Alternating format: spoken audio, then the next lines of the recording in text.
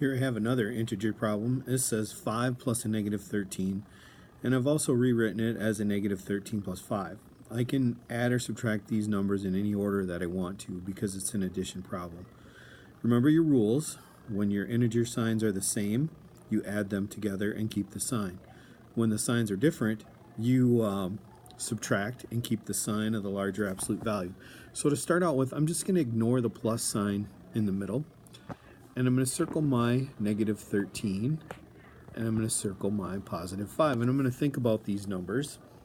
And as I think about them, I can come to one logical conclusion, and that is the signs are different. One is a negative number and the other is a positive number.